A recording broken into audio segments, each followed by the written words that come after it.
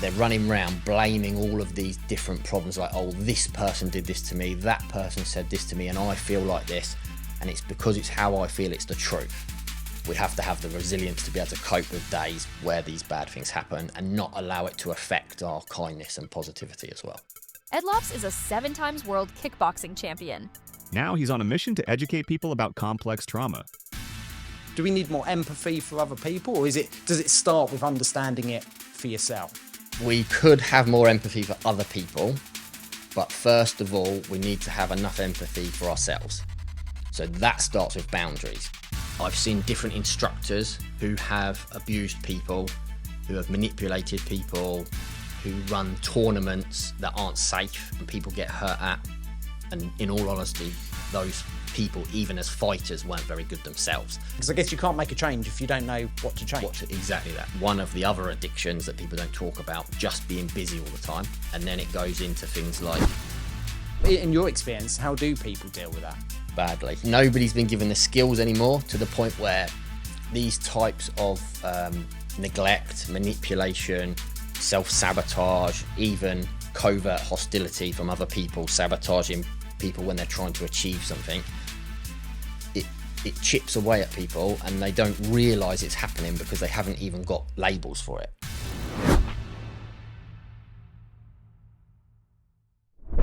Hi, Ed. Thanks for chatting to me today. I guess my first question is, in your eyes, what is trauma?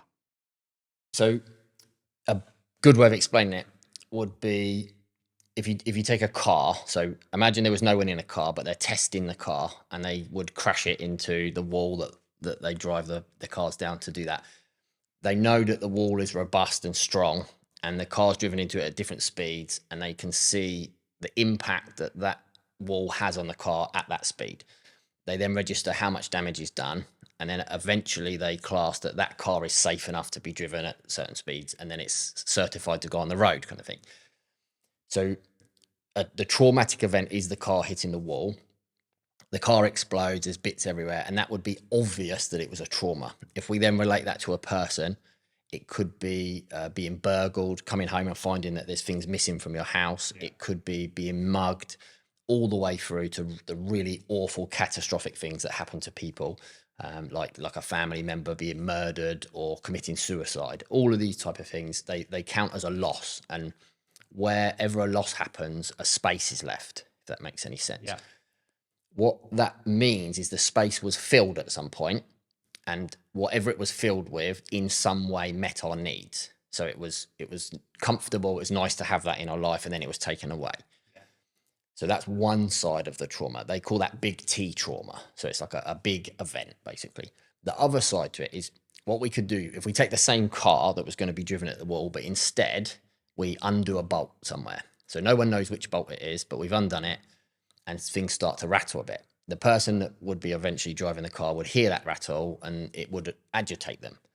The more and more it went on, the more agitated they would become and more wound up. And then what we could do the next week, we could cut one of the seat belts a bit, and we could just chip away at this over and over and over for years and years and years, until eventually the person, they're still able to drive the car, but it's left with no windows, no doors, and they're still filling it with petrol, and they're wondering what's wrong with the car. If you then transfer that into a human kind of analogy, it would be, we have been chipped away at. So little things have been said to us, passive aggressive digs, snidey comments. We've had our needs used against us. So we open up and say to somebody, I need care and love and affection. That person knows we need that. And then when they want to manipulate us, they take that away from us. And this is another form of trauma. So what that's called is small t trauma. It's the things that should happen to us, the love, care, kindness, and affection. Yeah. But it's whether they've happened accidentally and they've been taken away and someone didn't know they'd done it, because that does happen as well. Like neglect. People are unaware of neglect. Or it's done purposefully, like narcissistic abuse, these type of things. I don't really like the term narcissism because people don't understand it. And then they're saying just because they've broken up with someone and they've had a row, that one of them's a narcissist, or they're both narcissists, like they both call each other that. It's because it's all a buzz on the internet at the moment. So with this analogy of the car being dismantled slowly over time, it means as a human being that there was something that was meant to be there that wasn't eventually, or even on the production line of the car being made, maybe they forgot a bolt completely. Yeah. And then that later on can have catastrophic consequences. So you've got this massive event that can happen to a person in an instant, and it changes their whole life and the way they see the world. And then you've got this kind of space where something should have happened, like a birthday celebration, or they wanted a pet for their birthday and they didn't get it. Yeah. And like, think how different their life would be if someone had that loving, kind dog, or the cat, or even if it was a reptile that they wanted, and they were counting on getting it for their birthday, and then they didn't get it because their parents didn't want them to have a pet because they didn't think they were responsible enough. So then the explanation comes out, well, we don't think you're ready for that yet. And the child takes it on board that they're not good enough to have that thing. And then it lowers their self-worth over time. They start to have negative critical thoughts about themselves.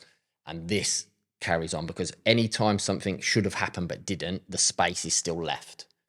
And what should have happened in that space is the things that we believe are part of ourselves eventually. Does that make sense? That makes complete sense. And I think quite often we maybe judge people and say, well, yeah, I can understand because they went through that big thing, because we can see it and understand it. But understanding someone's small traumas is quite tricky because we're often not there. Yeah. And we don't realize the significance, I guess, because sometimes something that to some people would, they'd brush off, to someone else, because they've linked it maybe to other situations, actually it's another time when they feel let down, or, someone not turning up or cancelling an appointment. Might be a genuine reason, but for that person, it could feel like I'm always being let down. Yeah. Yeah. And they might be getting the same message, like cancelling an appointment. They might have arranged to meet 3 people that week, and all 3 of them have something happen in their life and let them down, and they think everyone lets me down. And that's what trauma does to us. It makes it feel like we are the victim, and it's everything's happening to us all at once, and it cuts us off and isolates us from realizing actually those people were probably let down this week by someone else as well. So it causes a massive these spaces, they are spaces in our own integrity.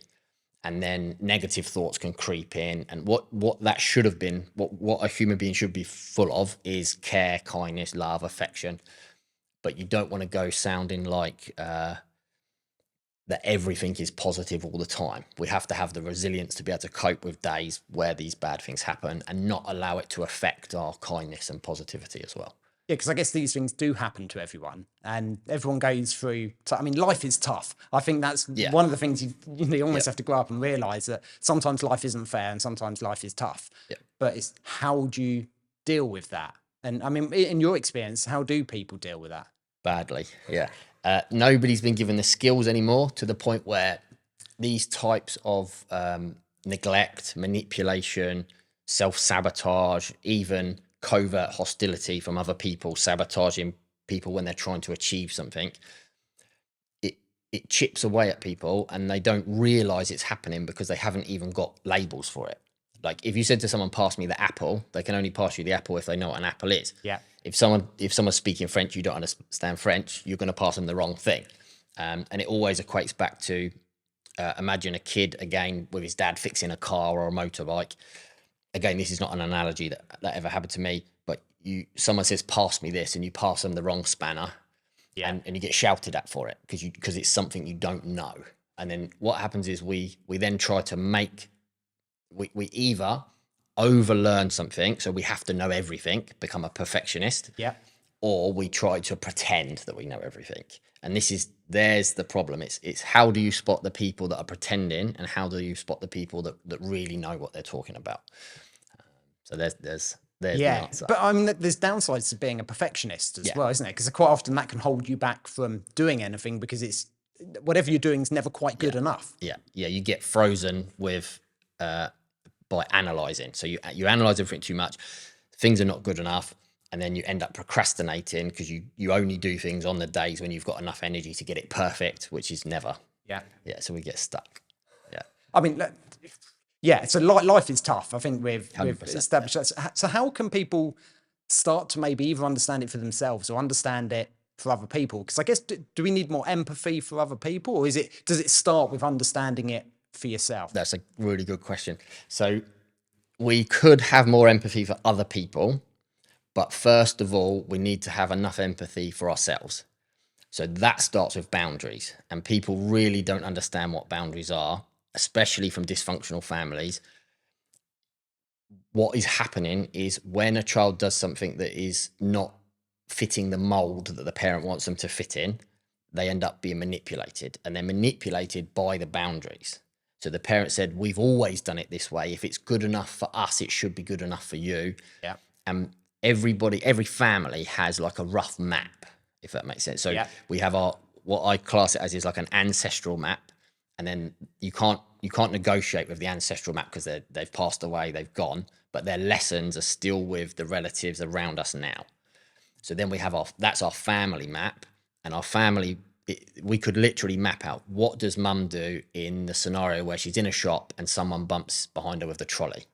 Does she become rowing with everybody, or is she passive aggressive and tuts and sighs and kind of gives the person a dirty look? Or does she go outside, wait for them to see which car they get in and scratch the car? Yeah. Like there's the other side of it is someone's mum could get bumped, and then for the next 3 weeks she's saying, oh, I should have said this to that person in the shop, but never did it, kind of thing. Yeah. And these are the things that when we're growing between sort of like born and 5 years old, the brain goes through a process of synaptogenesis where at the highest point of development, there's 700 neural connections being made a second.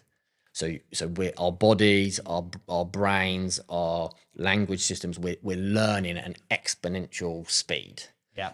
And what parents and people are not realizing is that those kids, like everyone says, don't they, the kids are like sponges. But in actual fact, they're learning at such an accelerated rate that they're noticing bad habits from the parents, they're noticing behaviors. And then when the child then acts out one of those behaviors that they've seen from the parent, they get told off. Yeah. And then it generates this spiral going downwards. I guess, I mean, talking about that sort of family map, is that sort of why actually quite often our relationship, our understanding around money, around relationships, around how we behave around other people is actually almost inbuilt. And that's why you see people struggle to maybe get out of that, sort of family mold. Yeah. Yeah. I explain it in a way where we've been launched. So there's a few analogies. I'm writing a book at the moment, and these are some of the analogies from the book, but we were launched, whether it be out of a cannon or some sort of direction, that we were launched by our parents, and their aim might not have been on point. They might not have even been aware that they were actually launching a life in a direction, kind of thing. And the family map, if they haven't assessed their own family map, many people don't even know that affects them. So they're running around blaming all of these different problems, like, oh, this person did this to me, that person said this to me, and I feel like this, and it's because it's how I feel, it's the truth. But they're not realizing that projection is real, and we take things from our childhood, and like a hologram over the top of another individual, we can be sat there rowing with our mum or our dad or a sibling, when really we're not even listening to the person in front of us who's actually trying to resolve a problem. Yeah. And it just escalates and escalates. Yeah, I've often heard when we're having an argument with someone, actually it's pretty much a 7-year-old arguing with something that happened in our childhood. Yeah, because that person might have triggered it, but it isn't always the person you're arguing with. It is the full reason why you've got riled up and why you're having that big argument. And even the term triggered is kind of the trigger of a gun. That's obviously where it comes from. You pull the trigger, the hammer on the gun pulls back and then hits the bullet. Yeah. But it's that ammunition, it's the gunpowder in the bullet that's ignited. And if there wasn't any gunpowder in the first place, you must have had it before, where somebody makes a comment and it just doesn't affect you. Yeah. And then somebody else can make a different comment and it feels like you've just got stabbed in the heart, kind of thing. Yeah. And it's because that particular comment, it found a way to ignite that ammunition, that gunpowder that's within us emotionally. Yeah. I mean, I've certainly seen it where something has, I say, triggered me in that way. And I've noticed it and I've had to sort of just take a breath before I respond, because this could blow out of proportion very, easily. Yeah. And I guess that's come with maybe some maturity. You know, I'm 45 now. That wasn't the case when I was 21, you know, and just the way we deal with things. But how do people currently, you said, when I asked how do people deal with it, and you said badly, you know, how?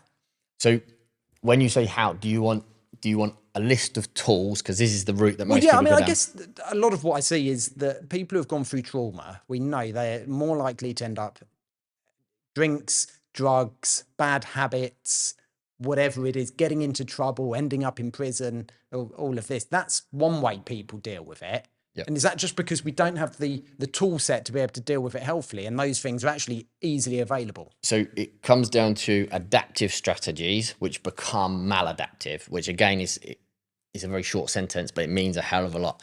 So adaptive strategies, as a child, you want to please the people around you. You want people to look after you and care for you. Otherwise, you're not going to be able to eat. No. So you have to do what you need to in order to meet what would be Maslow's hierarchy of needs. So shelter, safety, food, water, clothing, these type of the very base level things that allow us to survive. That doesn't include feeling like you're wanted or loved or part of a community or a family. So the child learns what it needs to do in the mold that we talked about earlier, that the parent wants to mold the child a certain way. If the child steps out of line because of its own personality, it might want something that the family can't afford, but the family might say, instead of saying, well, we just can't afford that, and explaining why and what they could do to plan to be able to afford it, they make the child feel bad for wanting something, for having a need, basically. Especially when kids are going to school. Like, you see it quite a lot on Facebook when one kid's had a birthday party, or at Christmas, you get families share a photograph with a Christmas tree and lots of toys. And other parents comment on it saying, you shouldn't be doing this, you're shaming other people for not being able to afford it. Neither is right. Like, and I'm not saying it's not right as in right or wrong. Yeah. What I'm saying is it's a much deeper picture to look at and to understand. So why should you not be able to celebrate that those families that have all that stuff, they work hard, even having a business yourself and things is stressful. So you got stress at both ends. It's about the balance between the two, which is what your podcast is about. So you've got the family that share all the toys and stuff. They're just trying to celebrate. There are some families that do that passive aggressively, as if we've got one up on you as well. Yeah. And again, it comes back to how do we tell the difference? The other family, if they don't want to look at that, they've got options. They can delete the other person off Facebook and not look at their social media. They can scroll past, they can pause the person for 30 days, or they can have a really long look at why they can't afford the same things. And if they look deep enough, they'll find that actually it goes all the way back to their family map and the way that they do things and the situation they were born into. But then you have to understand as well, they didn't ask, they didn't fill out an application form to be here on this planet. No. Their family put them there. Yeah. And I know wherever I was before I was here, I had less worries there than I did here. Okay. Because I'm here now and there's lots of things to worry about. Yeah. And I don't remember anything beforehand. So I'm not worried about where I'm going after this life either. No. So there's this whole sort of, if we zoom out a lot, there's this whole storyline, and it's our lifeline. It's the timeline of our own lives. Yeah. And they all intertwine and converge with other people's. And then it causes friction. Anything that rubs together causes friction, doesn't it? Yeah. And then that's what we're talking about. We're talking about how do we resolve the friction? And it comes down to the term limbic friction. So what you said a minute ago was when two people have an argument, it's literally like a 7-year-old child sat there arguing because they're not trying to resolve it. So then the tools need to be given, and it starts off with discrimination, but not in the racial discrimination terminology. So discrimination would be the ability to spot the differences, so to differentiate and associate at the same time. Okay. Yeah. What that does is it bypasses cognitive dissonance, which is a whole nother thing to go into. So, and this is why these conversations are really beneficial, because it points people in certain directions they can Google these terms very quickly and they might find things that lead them to the next stage of the puzzle. Yeah. But the short form conversations, even if it's an hour, it doesn't help them unpick what's happened, because the timeline is longer than we are. I got here, our family caused a mess before we got here, and then their relatives caused a mess, and it just gets passed on. So when's it going to stop? Yeah. And the first thing I would say to people is what we've just talked about. We need to slow down. And when I try to slow down and I try to slow other people down in order to help them, because I'm not doing it to help myself. Like, really, if I wanted to, I would be off doing one of the endless hobbies I have that are just amazing fun. Yeah. And I'll be doing that. But there's something that needs to be done where I went back and I've helped my own family massively, the ones that will listen and the ones that will slow down. Yeah. But when I try to do this with a person, they come to me for advice. You say to them, okay, we need to slow down, but they can't calm down. And it's because of exactly what you just said. Really, they're still the 7-year-old. And as soon as you slow them down, they become the 7-year-old. They regress back to a much younger form of themselves, and they don't like it. So they keep themselves busy, which is one of the other addictions that people don't talk about, just being busy all the time. Yeah. Very, very addictive. We can get addicted to the cortisol and the adrenaline from always problem solving and being super busy or overactive. But when it comes to it, we need to slow down. We need to actually sit and think, how do we really feel and why do we feel like it? And realize that we may feel a particular way in a situation and it has absolutely nothing to do with the person opposite me or the people I've bumped into that day. Yeah. Yeah. So slowing down, I think, is really, really important. Where did this all come from with you then? I mean, how did you discover this? And I guess your own need to understand trauma and then work with it. And you say you're writing a book at the moment. So talk me through the book and then how you've got to that point. So the book has come about because loads of people asked me to write a book. They asked if I had a book. And because I was getting asked so many times, like I had a few videos where I'm explaining something and they went viral, like 1.6 million views type thing on a couple of them.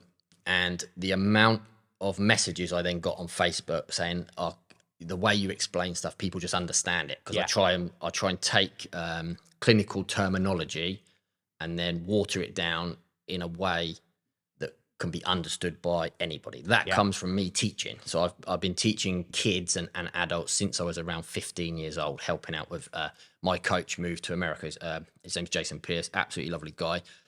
And he was kind of the first person that gave me a nudge in the right direction. Through that was a transformative moment that then put me onto a string of other coaches, mentors. They became mentors. I then met a very, very dear friend of mine, Justin Goldman, who has helped me slow down and understand things. And he helped teach me the ability to discriminate that we talked about earlier. It's like, stop for a second, think about which way you want to go, think about the consequences of each direction, weigh it up correctly, and then discern which direction is the best one to go in. So this is all part of the same process, and that's what the book's about. Really, it's analogies, symbolism, and how to understand the self, basically, before we go and help anybody else. When do you plan to have that out? It should be out within the next 3-4 months. Okay. So, we're quite close to having it. There'll be an audiobook version. And So before the end of 2025 then? Yeah, definitely. Yeah. And I guess that a lot of this has come from, you mentioned training and teaching people, obviously your background's kickboxing, world champion kickboxer. I mean, how has that sort of developed and formed sort of some of the work that you do now? So I've been in contact with lots and lots of people in the kickboxing community for years, since I was sort of 12. I've seen different instructors who have abused people, who have manipulated people, who run tournaments that aren't safe and people get hurt at. They don't provide the correct safety procedures. They don't have the correct medical staff on site to be able to deal with anything that could come up. And when you try to mention it or challenge them, then they start with the manipulation again and try and belittle people. And in all honesty, those people, even as fighters, weren't very good themselves. They got themselves through the manipulation into a position where they run an association or something like this. And then because they are the head of this hierarchy, the hierarchy becomes like they are. So it's spoiled and not very nice. I'm not saying that I'm not those things, but I was able to identify them through the process of saying, well, if I've noticed it in someone else, it's possible it's in myself. Then I've got to eradicate it. That's the task at hand. And then I push towards that goal through discrimination and paying attention again. So the tools that I learned from these mentors helped direct where I was going, basically. And now the kickboxing is just a space. Any martial art is just a space where human beings exist. And it might be jiu-jitsu, it might be kickboxing, it might be rugby, football. Like anywhere human beings go, the problems are going to be the same because the human beings are the problem. Okay. That's how it boiled down. And it like I've caught solicitors trying to steal £100,000 trust funds. Like we've found people being manipulated by their parents, their actual sporting career sabotaged by their own parents because the parents didn't want the child to perform better than they did, kind of thing. We've got kids that desperately don't want to do martial arts. The parents are failed martial artists or sports people. This happens in lots of sports. Yeah. And they're absolutely living vicariously through their children, forcing their children to try to be good at something they should be playing the piano or dancing or something instead, or writing a book or whatever.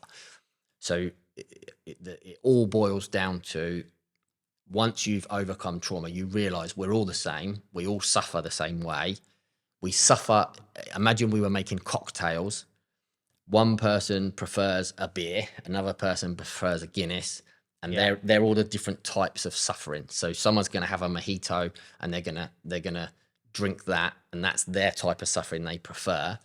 But there is a way out of the suffering entirely if we slow down enough. Yeah, I mean, you do see that, and you see people saying, oh, you know, they're living themselves through their child and pushing them with the sport and things like that. And I guess there is always that balance between providing opportunity to your child, and children often do just want to, oh, I can't bother, I want to sit at home, and you might need to give them that little edge to encourage them and actually making them do stuff that they really don't want to do, really shouldn't be doing, and it has no benefit to them. I guess that's a fine balance. Yeah. And there was a song, I can't remember what song it is, but one of the lyrics goes, from the moment I could talk, I was ordered to listen. And that's what's happening. Yeah, like the kids are just learning to talk. Wherever we came from, the kids are closer to the source point than we are, because we've been away from it for longer. Again, these are analogies, and I'm not talking metaphysically or anything, but if we sit and listen to the kids, maybe they'll provide the solutions we need. Yeah, there's some quite deep stuff in there. I mean, just to finish off today, like, what one thing can people do to maybe start recognizing it in themselves so that they can make the change? Because there is that, I suppose it can feel quite uncomfortable sort of shining the light upon yourself. I mean, you mentioned, in fact, if we rewind a little bit about the Christmas tree and someone saying, oh, you shouldn't be putting that up. And you said, maybe it's because they're being triggered because they haven't been able to provide that. It's easier to point a finger and blame someone else than it is to shine that light on maybe some insecurities, maybe, those feelings of just haven't been enough or haven't been able to provide, and then to be able to make a change, because I guess you can't make a change if you don't know what to change. Exactly that. And that's what we're talking. It's talking about identifying through discrimination, through a discriminatory process, identifying the actual problems, but not the leaves on the trees. It's the root of the tree. It's the seed. Where did it come from originally? And then it goes into things like generational trauma, and there's huge amounts of terminology for it all. But at the base level, it comes from paying attention. So in our classes, I teach a process which helps you build self-awareness. And the classes, through the process of martial arts training, you build resilience. So it's the ability to lean into suffering, but intentionally. So suffering's going to come along anyway, because life throws these curveballs at you. But can we actually say, okay, on a Monday night and a Tuesday night, I'm going to go and make myself feel awkward. I'm going to put myself through it until it doesn't feel awkward anymore. It becomes enjoyable. And we call that serious fun. So the classes aren't fun, they're serious. Yeah. Eventually you find something. If you can push through far enough, you find serious fun. And that's what I've found in my life now. Like I can honestly say the amount of fun I have, even per year, is becoming compound. Like it's building and building and building, but I'm not chasing it. It's just even little interactions in the shops, it becomes enjoyable. It's like parts to a puzzle. Yeah. Yeah. So it's a process that builds awareness. It's attention, focus, concentration, self-discipline. And I'll give you a very quick explanation for it. So attention is all of the things around us that we can register as data or information. So that would be the temperature. Like right now, you're probably not feeling your socks until I mention them. And then Nice. suddenly it goes there. That's happening all the time. And our body is recording these things. Some of the information is traumatic some days. Some of it isn't. Some of it's enjoyable. We interpret it as it comes in. So that our attention is just that data.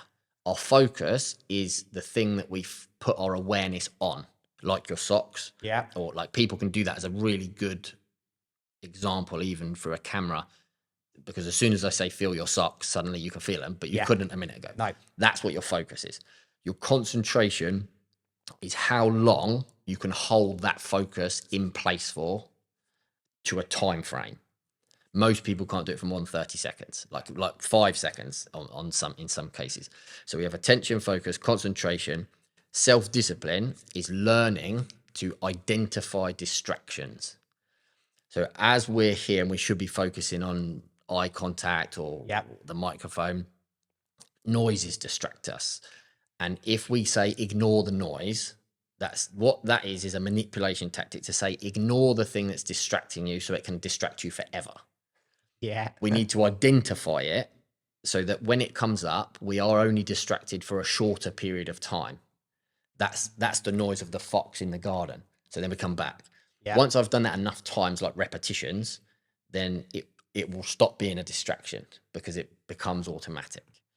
Then we're building that's the real way you build self-awareness. And it's why I'm so disheartened with martial arts instructors that put on their posters, gain self-discipline, be focused. And it's like, they don't even know what it really is. Yeah. I mean, that whole sort of that awareness of something, because it is very easy that if the more we try and sort of block something out, often, we're drawn to it even more. So, but it is just acknowledging it and then learning to move on. I don't know if you've ever seen on a motorcycle, when people are riding a motorcycle, they this thing called object fixation. So sometimes they're coming around a corner and they see a car coming the other way, and suddenly they fixate on the car and the whole bike just goes towards the car. And it's the same with the distractions. If we try to ignore it, we're going to get drawn in and you're going to end up with the crash. Yeah. Is it sort of reframing how you're focusing on it? I've heard it with sports people, rather than, focusing on, whether they're playing golf, missing, focus on actually hitting, because we often focus on the negative and the wrong thing. This is a Bruce Lee quote. I don't hit, it hits. Yeah. And what that means is if we are absent, I don't mean absent consciousness. If we have the intention and we're the open space that we should have been, full of the right things, it will just work. And that's where you get people trying too hard. If you're always trying to force it all the time, it's going to go wrong generally. Yeah, that's a very loose explanation of it, but I hope that makes sense. I just finish off what's next for you, because you're still involved in kickboxing, but now you're writing a book and things like that. And I feel like you said you'd slow down, but you seem to dedicate yourself. You go hard at something that you're doing. You do it well. So what's next? It's like the tortoise and the hare. So I slowed down and I was more productive. That's what happened. So I've got an app launching at the end of this month, which is really cool. The app will have the audio book on there as well, so people can get that straight away through there. The app is for the gym, but it deals with physical, mental, emotional, financial development. So we're going to teach people step by step, whatever position they're in. I know people who are billionaires who are miserable, And I know people who have absolutely nothing, and they're the happiest, nicest people in the world. And I know everyone in between. That I've encountered them, Yeah. all across the board. So we've got the app launching, we've got the book coming out as well. We've got a martial arts tournament which is going to be launching. We've done 2 of them already. We've got the third one is in September the 21st, called Titans Collide. That is making people have a platform where they know that they're looked after properly, they are safe, and they are rewarded for their hard-earned effort that they put in through the martial arts. So that one's really good. And then it's basically build a gym from scratch that will actually serve as a home or a HQ for all of this transformative work that we do with people. So the customer service can be as good as the effort that they put in, which is the way it's meant to be. Ed, well, look, I wish you all the best of luck with that. I'm sure you're going to succeed in that, because you do give it your all when you go for something. And yeah, thank you for chatting to me today. It's been great. Nice one. Cheers, Matt.